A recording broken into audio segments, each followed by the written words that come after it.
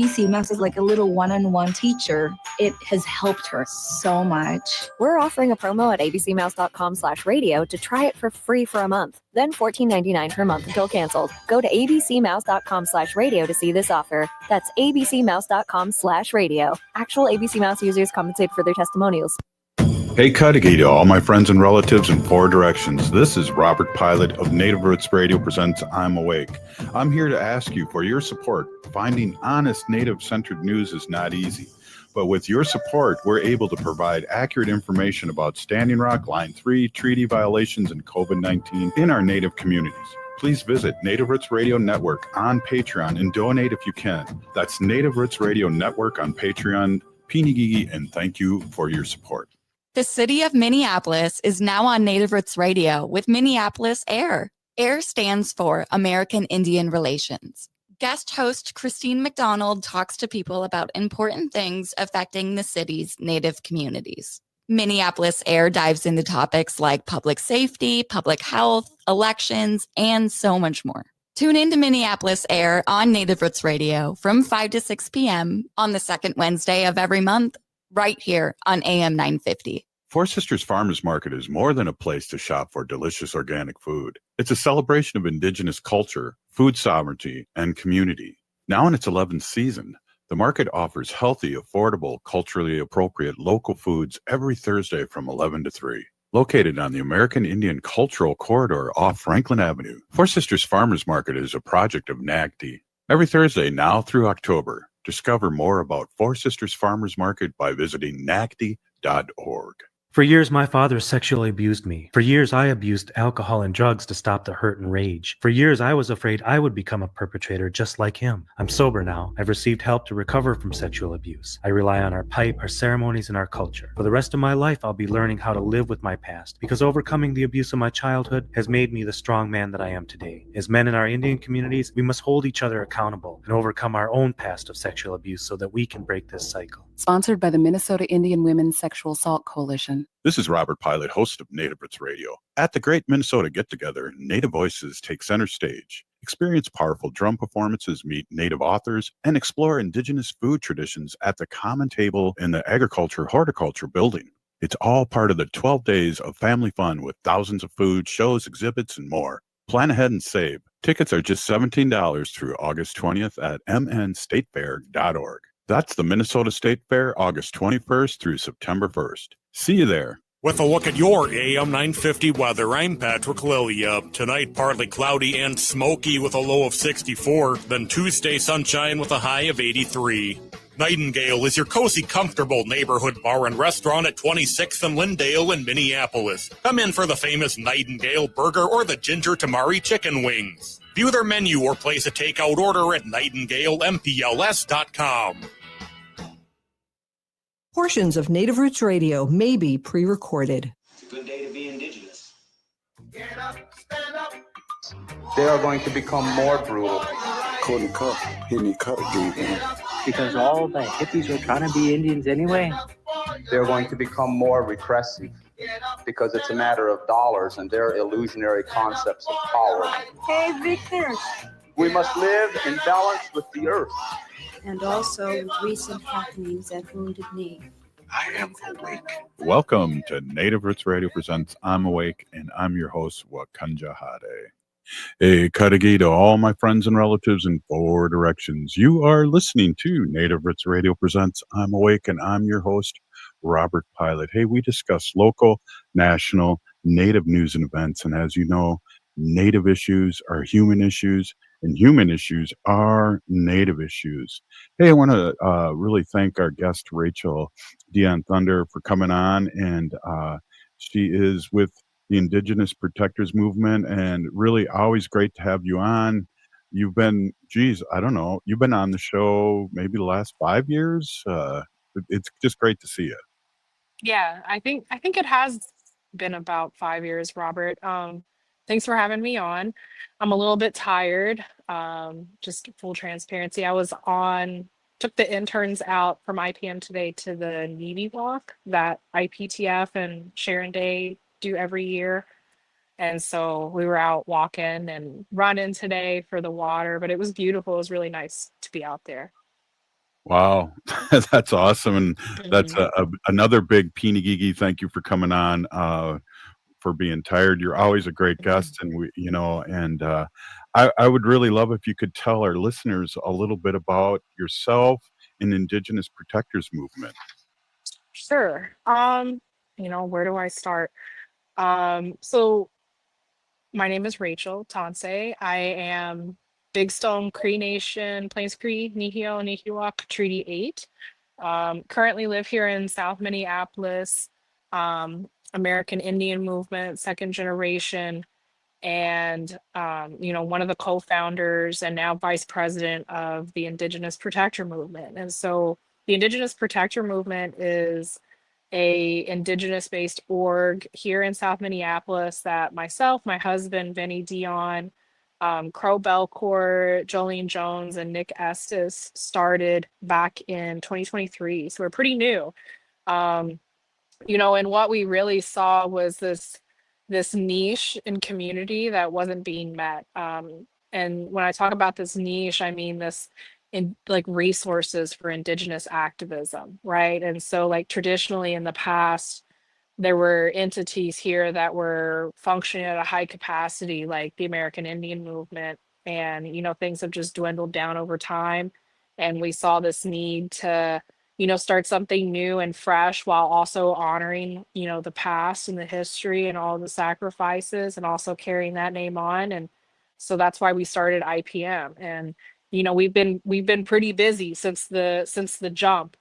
I think that a lot of the listeners probably know about Mini Shields. That's one of our programs that we do sponsor here in South Minneapolis. And so that's all Native Indigenous men, finding a traditional role and purpose in a modern setting, and helping protect and keep our community safe, and also growing and healing as men. I was listening to one of the commercials as we were coming on, and it made me think about the work that we need to do in healing each other, holding each other accountable. And so that's like that brotherhood that's started with Many Shields. And then we have kind of like the sister program called the Women's Warrior Society, um, that we also run. And we meet every other Tuesday. We're actually going to have a meeting tomorrow night where we're going to be planning a smudge walk coming up. And so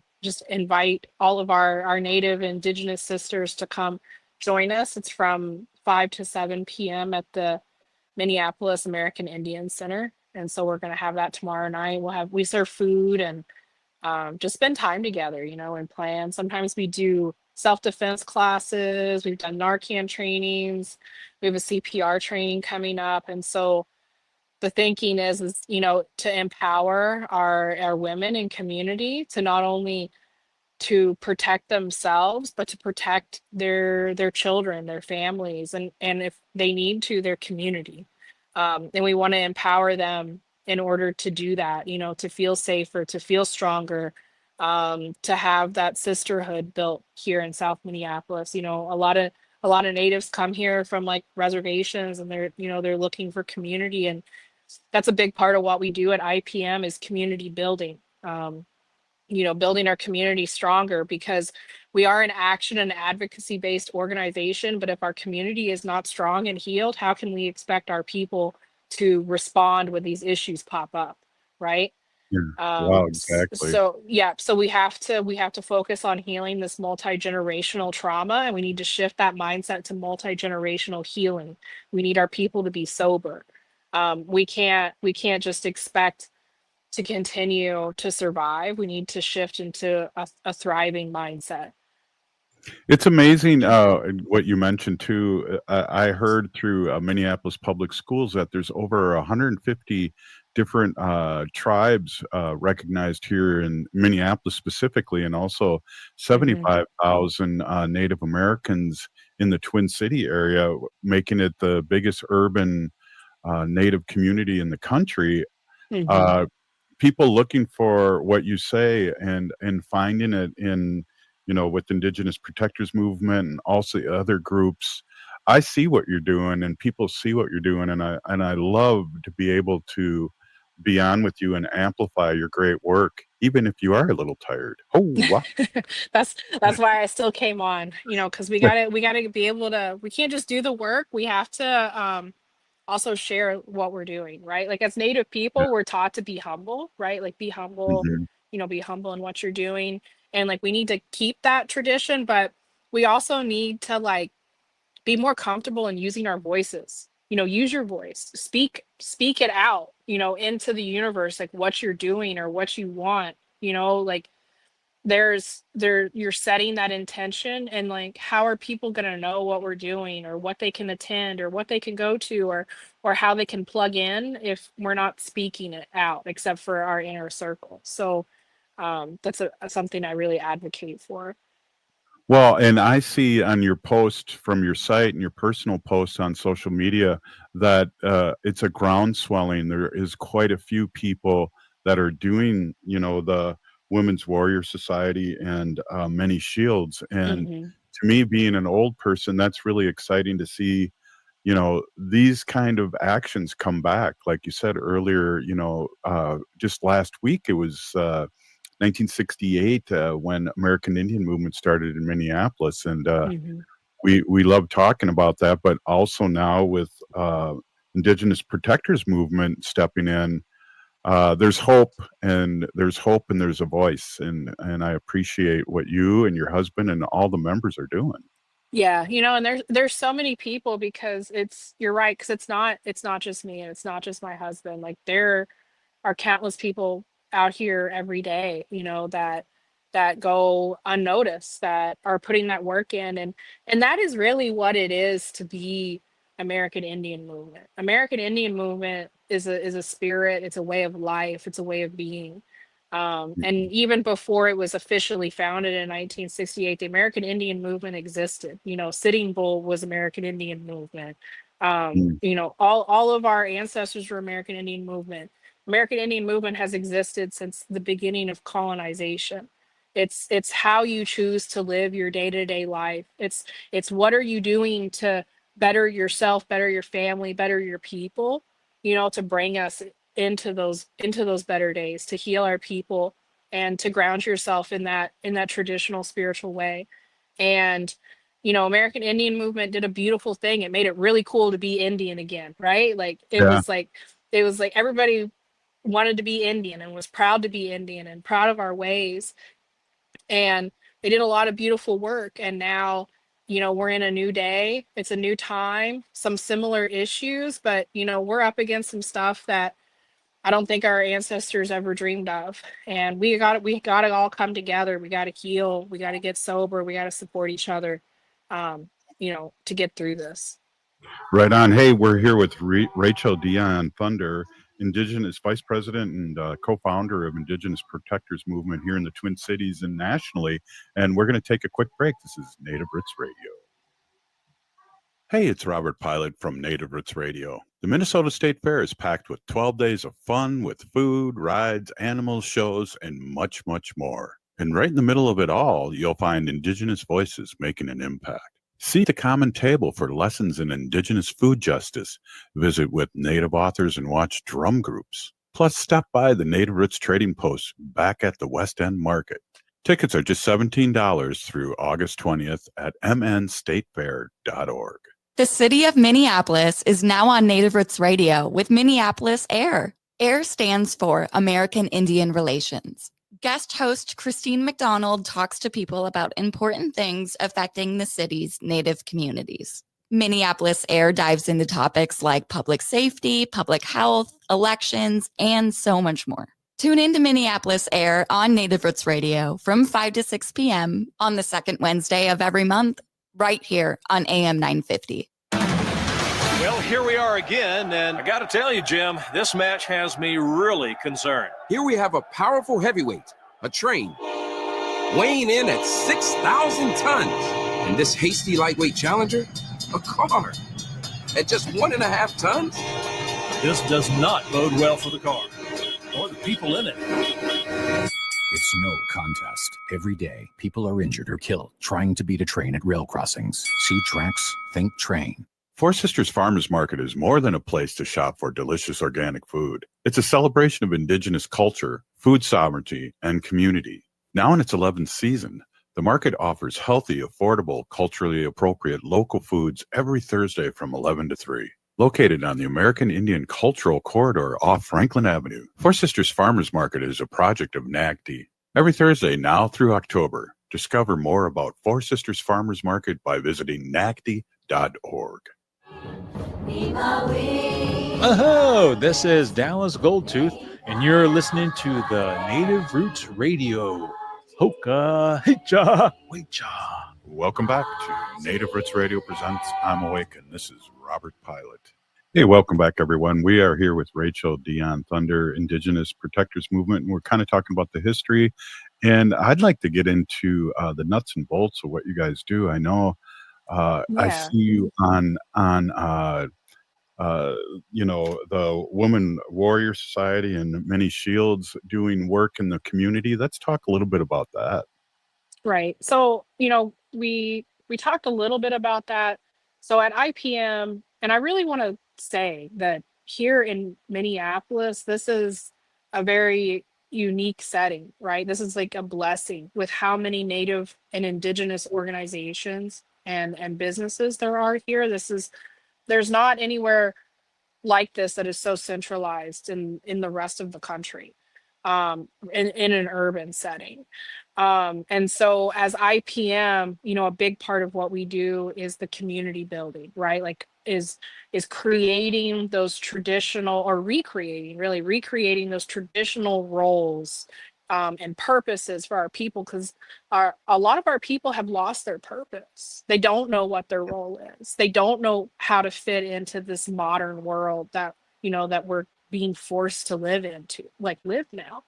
And so how do we create those traditional roles and purposes, but through a modern lens, right? So that's like with Many Shields, is creating like that warrior society, like for our men to be a part of, right? That is a big part of what we do, is community building. And then, of course, like we do focus on advocacy and Indigenous issues. And there's so many right now. There's everything that is happening with ICE and the deportation, and the backlash of like what happens to you if you stand up and you protest against it. And then there's the issues of our unhoused, our relatives that are currently without housing, without resources, our relatives that are in active addiction. How do we heal that? We're losing an entire generation to overdoses and fentanyl. How do we stop that? And then you talk about community safety, talk about like when AIM Patrol was a thing. AIM Patrol was never having to go up against fully automatic guns with switches and drums on them. So how do we as a people, they say like, who keeps us safe? We keep us safe. Well, how do we keep us safe when you're going up against something like that? How do we as a community go up against something like that? How do we stop these drug dealers from coming into community? And so, when you hear advocacy, or you hear protesting, or you hear rallying, like, yes, there's like these obvious issues of like current administration and ICE, but there's also these issues that are so complex. It's like, how do we as a community, as a people, stand together and stop it? And so that takes a lot of effort. It takes a lot of strategy. It takes a lot of tough conversations. It takes a lot of healing, Robert. I think that this is a trend I've noticed, like in the activism community, is a lot of activists will point fingers at other activists and say, well, what are you doing about this, and what are you doing about that? And we need to remove that mindset, because not everybody can do something about every single thing. We need to be very strategic. We need to say, well, this person is gifted in speaking, so they're going to be the spokesperson. This person is gifted in writing, in grant writing, and so they're going to write our grants, so we make sure we have resources to do these programs. And so we can't just expect every single person to be out boots on the ground. Everybody has their gifts and their strengths that are given to them from Creator, and we need to be strategic about that, and we need to be positive about that. We need to shift from these unhealed toxic, negative mindsets. We need to support our youth and these younger generations and younger leaders coming up. There's a lot of gatekeeping that happens. And so all of these things like need to be addressed. They need to be addressed like within community without the finger pointing, because when the finger pointing happens and the blaming happens, there's no real positive solution that comes out of that. And so at IPM, we really try to center ourselves around people, around our elders, around individuals, organizations that have that positive mindset, that are solution driven, that have a vision for the future that they're making, you know, tangible steps towards. And then how do we as IPM do our piece to fit into that, whether it's the community building, whether it's advocacy, whether it's a protest or a march or a ceremony, you know, how can we fit into that piece? You know, that's I really appreciate you bringing that up, and we tiptoe sometimes around what we call people, like you said, gatekeeping and being negative towards each other, and we need to call that out in a good way and be a good example. I just ignore it because you can't butter the right side of the bread for a lot of people, and a lot of them aren't doing anything. Your Right. boots on the ground, your husband's boots on the ground, and those people aren't healed. So if I look at it in that way, I can move forward and keep on doing what I'm doing, whether it's the radio show or whether it is going Mm-hmm. boots on the ground. And so Yeah, and it's that's your it's part, hard. Robert. You know, I mean, like look at all of this news and information that you spread across the world, across Indian country, just from doing this show. You know what I mean? Like then that's just one piece of what you do. And then, you know, all the work you've done with youth and kids over the years, like everybody has their part. And I think it's also important to remember that like we do need to hold each other accountable, you know, and Mhm. but we need to do it in a way that, you know, like don't make a Facebook post about the person. Sit down, you know, give Right. tobacco. Like if you need somebody to help you with something, offer them tobacco. You know, you Mhm. need to honor those ways and set that intention, like that positive energy in our interactions. And I think that we just get caught up in emotions, Yeah. and because these are like very tense issues. These are issues that our people are dying. Our people are dying, and you know it's serious. It's very serious things, and so we get caught up in that, and then we forget to do, you know, our relational conversations. You know, and that's part of our power is our connection to each other. Um, you know, and if people want to have a toxic mindset, you know, or you know they are not open to healing, that's on them. You know what I mean? Like Yeah. we can't take that personally. We just have to continue to move on and do better so our next generations have a better mindset. We need to set that example. Well, I know you do, and I know your husband does, and I know your family does, and it is the next generation. You have a little one, and you have stepkids, and I have grandkids, and it's not about us anymore, is it? It's about the future generations, as our elders talked about, the next 7 generations. You know, and some of these issues like, you know, we talk about like sobriety, you know, the drug and alcohol epidemic, the fentanyl epidemic, and people are like overwhelmed. They're like, how are we going to stop something like that? But I would say that anything is possible. You know, we can't forget that like when we come together as Indigenous people and we come together in a good way, we come together in prayer with good intention, with good hearts, good minds, and we really do the work, we do the damn work, Robert. Like Yeah. nothing is impossible. And I mean, Leonard Peltier being free after nearly 50 years of incarceration is a testament to that. You Yes. know, like you never give up. You can never give up. You can never don't ever give up on yourself. Don't ever give up on your family, your children, and do not ever give up on your people because nothing is ever a lost cause. Well, you know, Rachel, great words as always. I want to just talk a little bit because I know you're a little tired, and we're going to have Dr. Stately on next, but I wanted to bring up Mhm. that some of the work you're doing with the youth, and one of it is a podcast over at Mhm. was really happy to be able to see that go on and have a few of them on as guests at KFAI when I was on, and maybe you have a little update. And this Yeah. is another leg of your work. Sure. So this year at IPM, we took on 2 interns from Indigenous Peoples Task Force through their intern program. And the whole focus of their internship with IPM is to produce and film and publish a podcast for IPMs. And so the interns have named it Sage in the City. And each episode is going to focus on an issue that is present here in community, but also is like present across Indian country. And so they're going to look at, how that issue is being addressed here locally within this community and then also nationally. And so they just finished filming their very first intro episode. And so stay tuned. It'll be coming soon on, all of the different platforms, Spotify, Apple Podcasts, Facebook, YouTube. So yeah, we're really excited about that. It's called Sage in the City. I like that name better than Native Roots Radio, darn it. They came up with it. All credit to our youth. No doubt. Well, a big Pinigigi, if anyone wants to donate or find out more about your organization, Indigenous Protectors Movement, is there a place where we can land? Yeah, for sure. So we're on Facebook, Indigenous Protector Movement. We're on Instagram, Indigenous Protector Movement. On Facebook, there's a link, like a button right there. You can donate. We also have a website, indigenousprotectormovement.com. It has all of our programs. If you want to read more in depth on our history, where we're at, where we're going. And there's also a donate option on there too, Robert.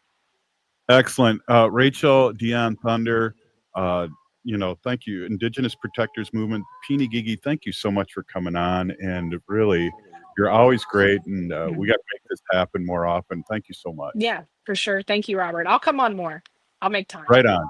Okay, everyone heard that. Right on. All right. We'll be right back with Dr. Stately. This is Native Roots Radio.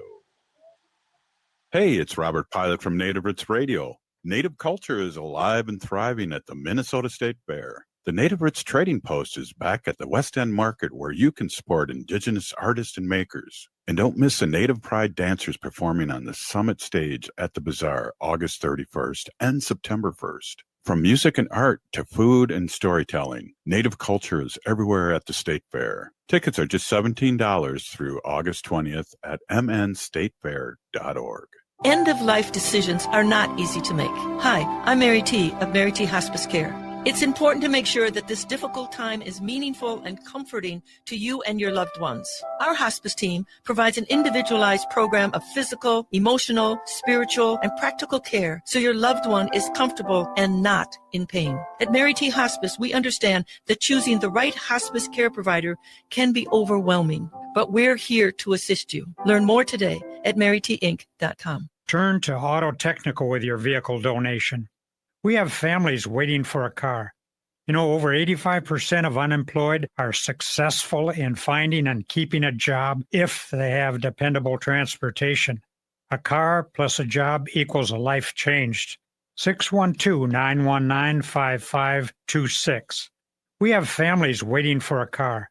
919-5526 or autotech.org.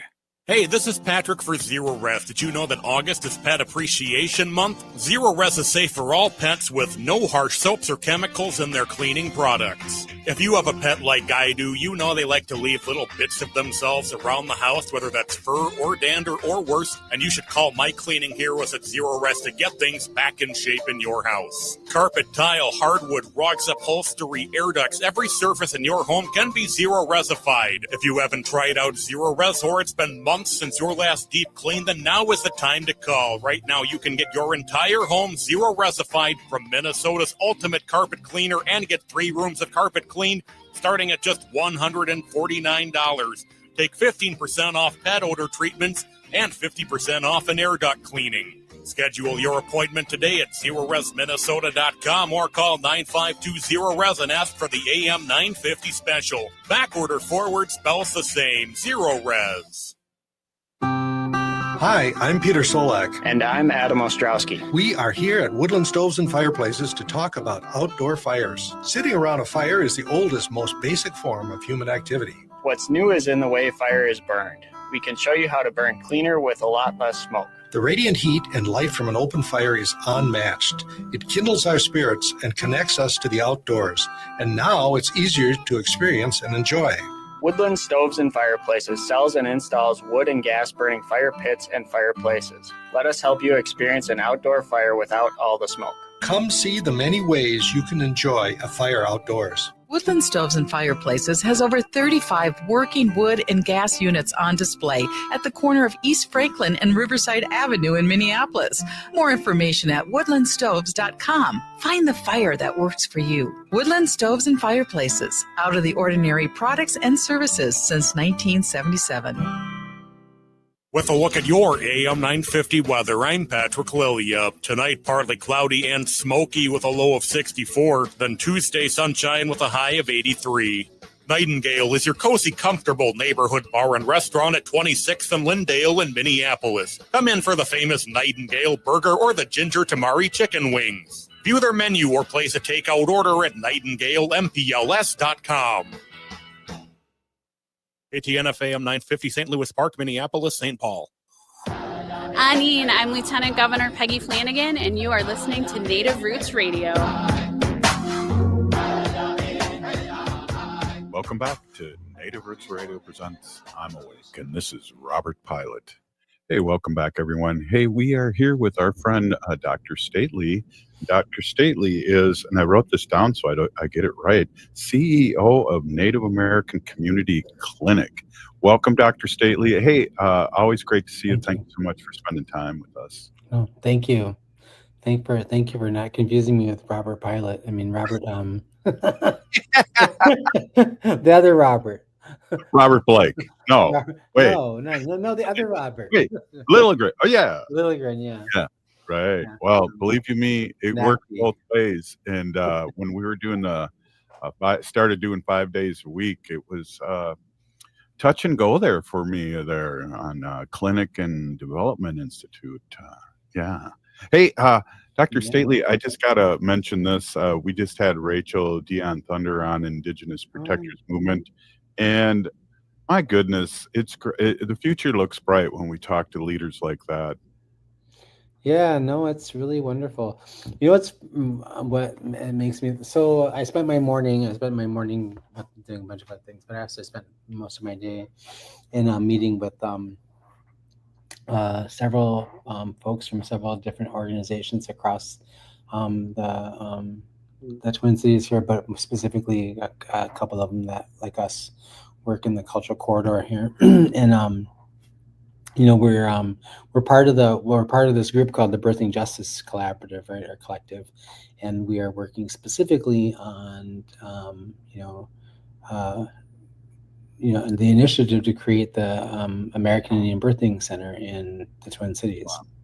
Right. And I didn't know this at the time that we were starting that process, but apparently there is not another Native American Indian owned and operated birthing center in the United States, the contiguous United States. And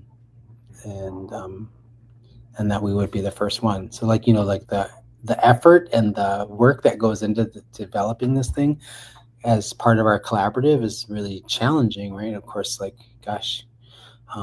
it's hard to do something when there's not a model for it already. But just sitting in that space today with people and spending time talking about all of the different things that all of our partnering organizations do already in this space, and all the things that we have, ideas we have for advancing maternal and child health through this birthing center. And it just was like I had this moment where I was like, looked around the room and I was like, this must be what it felt like to be, some of our elders from the generation before me, like my mom, Clyde, all these folks that sort of helped create a few things, right? Sat around and talked about the issues in our community and the challenges that we had around, health disparities, mortality, all the things all the violence and all these other things that, they were confronted with many of the same things that we are still struggling with at different times here in the Twin Cities now, right? But I was like, at the end of the meeting, I was like, this is what it must have been. It felt like where we were like spending time ideating and talking about all of the things that we had and talking about the answers we already had in our own community. Wow. And how we would go to legislature and how we go to these philanthropy and we go to these places to ask for the support to let us just do the work that we already know how to do. So it was like just a really beautiful day for me. I was like, wow. And so when I see Rachel, I see her husband, Vinny, and a bunch of other young people in our community doing amazing things. I just feel really inspired. I was like, we're doing the work that the generation before us did and the generation before them did, this that we're carrying forward. And our responsibility is to do this work in the best way we possibly can and then hand it off to the next generation. Right. So that in 2 or 3 or 4 generations, it's still there. It's bigger or even brighter or better. And then that's the work that we have to do as Native people in our communities, is to hold that work and carry the work forward from one generation to the next, pass it on, give it legs, support the young people doing it. And I'm really happy for Rachel and all of those folks who are stepping into those spaces. And I'm closer to the end of my career than I am at the beginning, and she's starting, and I'm really proud that she's doing that work. So pretty cool. Yeah, very cool. I remember Madonna, Thunderhawk. There was a lull in the time where activism was really happening, and then Standing Rock hit, and it really built her up again. I mean, she's in her 80s now, and she's been involved with everything. But she was like, for a while there, where is everybody? And now, that they talked about the 7 fires, and I really believe that, and I've seen it, and I've experienced it myself personally from Standing Rock, that all these good things are happening, and our youth are, I just have nothing but positive feelings too, Dr. Stately. Yeah. I feel like, when I'm in those spaces and I'm having conversations with those young people who are really, stepping into those difficult moments and those spaces and, navigating that space with, leadership, even if they've never done it before, then they're like asking elders for advice, and they're like, taking that advice, and they're sort of like working strategically to do those things. It makes me feel hopeful, makes me feel hopeful. There was like a few moments over the last few years where I didn't feel all that hopeful, but right.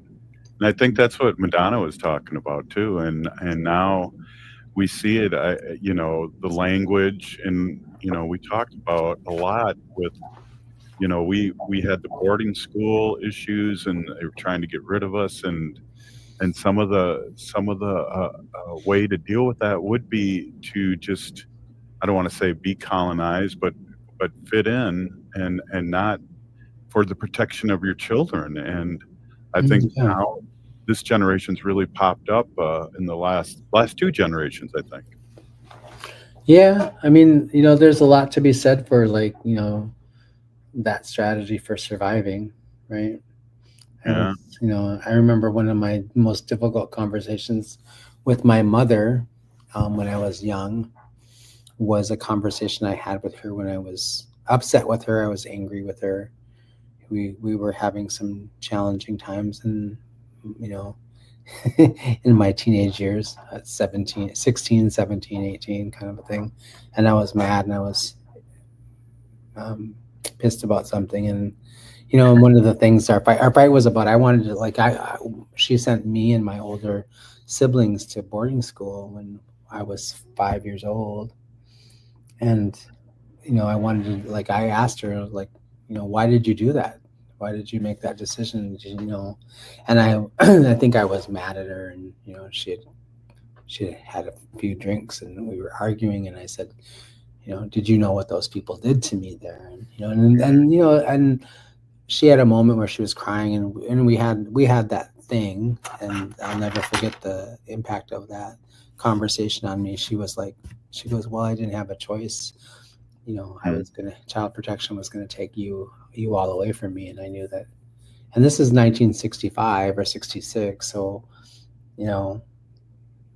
what she knew is that like families that were taken away from their parents, children that were taken away from their parents, they were put into, dispersed and put in different homes, and those families never saw, a lot of them never saw their children again, or their siblings again, right? Right. And so, I remember when she said that, it was like a pile of bricks fell on top of me, where I was like, oh gosh, I'm being a little bit of a-hole here and attacking her. Those conversations I would have with her, like, why didn't you teach us their language? Why didn't you teach us these things, right? And she was like, well, my grandparents encouraged us not to do that, right? And that was the legacy of those generations of boarding school survivors and attendees that went before me, my mom, my grandparents, my great-grandparents. Yeah. We were encouraged not to do it. So it's interesting with my family, which was a large family, my gaga, my grandma, it took one of her sons, my uncles, my daga, everywhere she went when it came to powwows and all that, but just one out of the 11. And he isn't a gatekeeper, but he has knowledge whenever I want to know anything about the family, or so there. She did do that. Yeah, I think one of the things I remember my mom having really like intentional conversations with us about like, you take care of each other. You and your siblings are the only thing you have is each other, like this. So those relationships are like the most important ones to protect. And I just remember like, those conversations from a very young age, and those are still conversations that stay in my head. I have these conversations now with my own sons. They have their little bloody wars that they have sometimes where they get upset with each other, like who pulls more girls from whatever social they're on or whatever, and they start having little wars about it. And I'm like, hey, like, you can't fight with each other about this. Like, you're all the other person has, really. If I was gone tomorrow, you'd be this guy would be your only and deepest and longest friend and confidant that you would have in your life. You have to treasure that relationship. Amazing. Not saying you can't be mad at them. Like, you just can't like hit each other or punch each other or talk disparagingly about each other. It's just not not something we do. Yeah, and it's interesting. We have to teach our young ones, and it's really gotten in my face right now because I have a grandson and a granddaughter that are twins. 1 year old now, and you think about things like that, Yeah.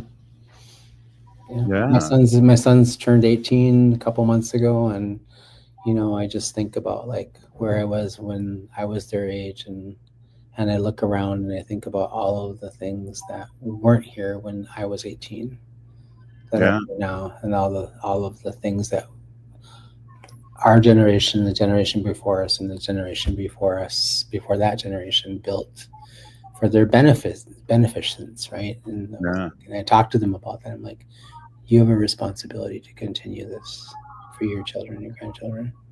Well, I'm sure you've been a great example. Hey, we're here with Dr. Stately and Native American Community Clinic President and CEO, and we'll be right back after this short break.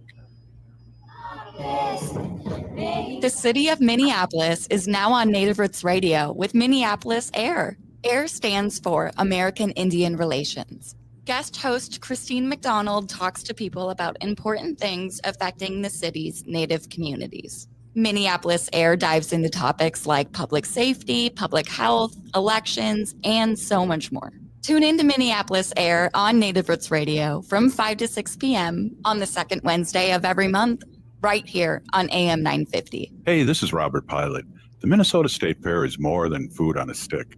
It's a chance to celebrate Native culture and places. On August 25th, hear the Red Lake Singers and Emizaska Drum Group during Mental Health Awareness at Dan Patch Park. On August 27th, meet Native authors like Roxanne B2B Nokwe Gold and Stacy Lola Drouillard, and visit the Common Table and learn how Indigenous foodways are shaping Minnesota's future. Get your State Fair tickets now at mnstatefair.org. Registering with the Selective Service System is something every 18-year-old guy is required to do. That's the Selective Service, not the Secret Service. When you register with Selective Service, you won't be guarding the president. Nobody's going to give you sunglasses and a black suit. You know what happens when you register with Selective Service? You'll stay eligible for college loans, jobs, and training programs. If you're a guy turning 18, go to sss.gov and register. No, karate classes are not included. Four Sisters Farmers Market is more than a place to shop for delicious organic food. It's a celebration of Indigenous culture, food sovereignty, and community. Now in its 11th season, the market offers healthy, affordable, culturally appropriate local foods every Thursday from 11 to 3. Located on the American Indian Cultural Corridor off Franklin Avenue, Four Sisters Farmers Market is a project of NAGD. Every Thursday now through October, discover more about Four Sisters Farmers Market by visiting nagd.org.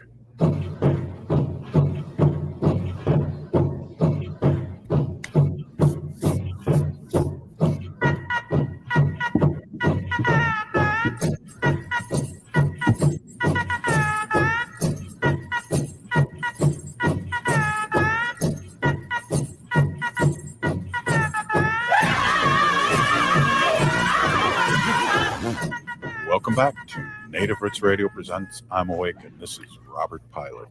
Hey, in this portion of the show, we like to bring awareness to our Minnesota and Wisconsin wolf population to say no to the wolves. Oh! No to the wolf hunt, I meant to say. Oh, we would say yes to the wolves. Yeah, I was going to say, you don't say no to the wolves. Granny said no to the wolves. Look what happened to her. Oh, gee. Wow. Yeah. That's heavy. That was heavy.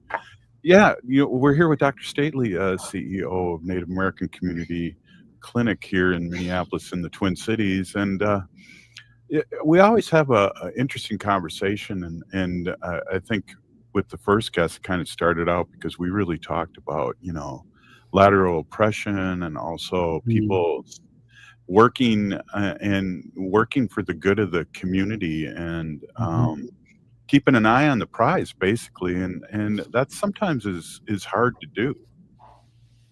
Yeah, it sure is. Well, there's a lot to be distracted by out there. There's a lot going on in the world, and there's a lot even going on in our community that can distract you. I'm not gonna lie. I like to watch I like to watch a good, funny or spicy TikTok or Instagram reel. I can enjoy that, but I try not to do it for hours on end. And in fact, I'm really, really bad at social media. People are always like, "I left you a message on TikTok," or "I left you a message on Instagram or Facebook like a month ago, and you still haven't responded." I was like, "Well, yeah, I'm busy." So anyway, the people who really need to talk to me have my phone number. Right. And you have the choice to respond or not. Yeah. But I was like, just thinking, like, there's that we live in a world where like that certainly is a big, huge thing, right? It's like, all the things that we can be distracted by, and it does pull our attention away from the things that matter a lot. But which is why we have elders, right? Which why we have elders like you. A baby elder? A baby elder. I don't know. You're not really a baby elder anymore. Are you going to be 64 soon? 65. And well, no, May. Yeah. I already am 64. Yeah. Yeah. Okay. So you're going to be 65 soon, right? And I'm hot on your heels, a couple years behind you. But I'm too, which is funny. Huh? I say you're sober too, just a few years behind me too, which is Yeah. It's kind of strange, I guess. Did you get sober at 23 like I did? yes, I did. Yes, I Yeah, I did. got sober at 23. And so I was telling somebody the other day, like how like I'm like, well, I'm in my 60s. They're like, you don't look 60. I was like, well, you're used to looking at people who are, ridden hard and put away wet. Yeah. I haven't done that in a really long time, so I can kind of pass. But I think that's the thing is like I've been deep in this space because I'm going to give a talk tomorrow at this at an NIEA gathering, National Indian Education Association gathering. I've been asked to talk about my experience about growing up in Minneapolis.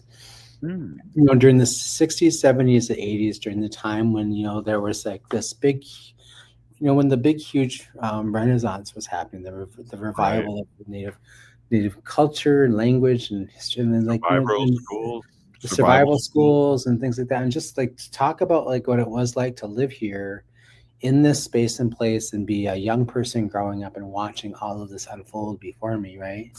And how that sort of informs like my worldview of things and how, and it was like, I had to carve my own way too.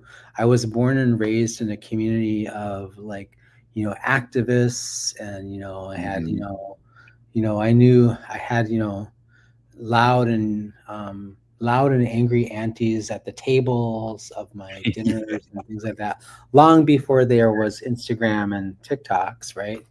And so, those are the things that shaped who I was most of my entire life, because, my mom and many of my extended family members, both men and women, were really deeply involved in, the early shaping and the cultivating and the growing of American Indian movement. The Belcourt brothers were my uncles through marriage and through, I was involved in their lives. They lived, my uncle Les Belcourt and my aunt lived across the driveway from us for most of our lives, and I had, Clyde and Vernon's children were my cousins, and I spent lots of time with them, and Dennis and my aunt Jeanette had children, and I grew up with those. So I was like, I'm going through Dick Bancroft's book, and I'm reading about some of the stuff and trying to just kind of remember what it was like during that period of time and center my mind there. And I'm thinking about how, like, when I was a little kid, I didn't really know what the hell they were up to. They were just my uncles, and they were just my, and they were, and Pat Ballinger and all these other people. They were just my aunties. They were just like, people I would see regularly at my house. Why does Clyde have a bullet hole in his chest? Well, yeah, I don't remember that, but but yeah, holy, they just look just indigenous as F, And I was also looking through like a that Dick Bancroft book, We Are Still Here, which is his photo history of the following the American Indian movement. And I saw a picture of my sister's husband, Gabriel Horn. He was my teacher in high school for English and a couple of other classes, but he was also a teacher at Red Schoolhouse, which I ended up working at later in my life too. So wow, it was like one of these. So it was just like I was going down this memory lane about like my early childhood and my early adolescence here in Minneapolis and how all that shaped who I was.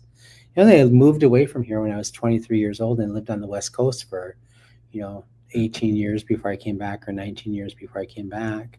I come back and the place is a lot different, but it's also same in the sense that, like, we have all these things that are going on in our community. We have like this huge plethora of organizations and people and movements happening within our community that have sprung forth of like from that primordial ooze that our ancestors in a generation or two have given right here in Minneapolis. It's like this is a place of innovation and indigenous resistance, and like that's baked into my blood. That's like baked into my DNA, and so it's just a really wonderful place to be. I'm really proud that I'm really happy I came home and I'm raising my kids here in this space because I want them to understand how important it is to continue that work long into the future.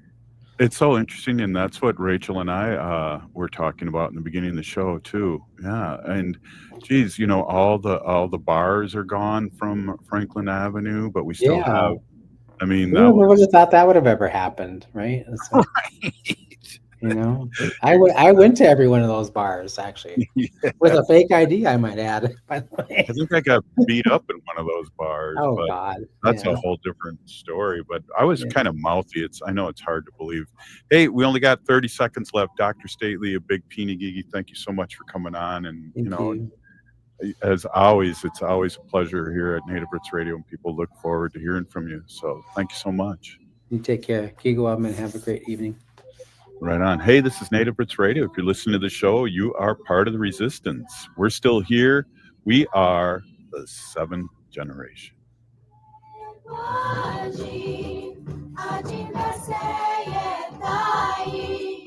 The city of Minneapolis is